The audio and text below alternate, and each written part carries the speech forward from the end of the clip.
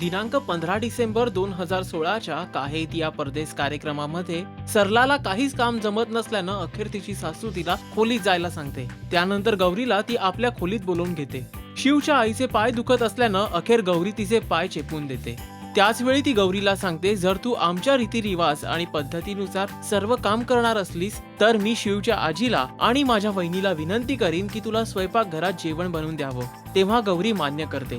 त्याच वेळी स्वयंपाकघरात जेवण बनवण्यासाठी कोणीच नसल्यानं गौरी सर्व आवरून घेते। शिवच्या आईला जाणवायला सुरुवात झालीये की गौरीला स्वयंपाक उत्तम प्रकारे जमतोय।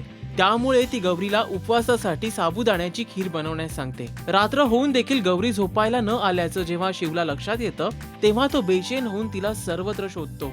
आजी त्याला विचारते, त्यावेळी तो गौरीबद्दल सांगू लागतो। मग आजी त्याची फिरकी घ्यायला सुरुवात करते। अखेर बेडरूम मध्ये जेव्हा शिव आणि गौरी एकत्र भेटतात त्यावेळी शिवचा रोमॅन्टिक अंदाजामुळे गौरी आपसुकच लाजते।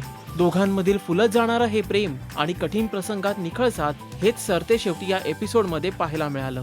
काहे दिया परदेस या कार्यक्रमाचे हायलाइट्स आणि लेटेस्ट अपडेट्स जाणून घेण्यासाठी पहा राजश्री मराठी। नमस्कार, मी केतकी माटेगावकर।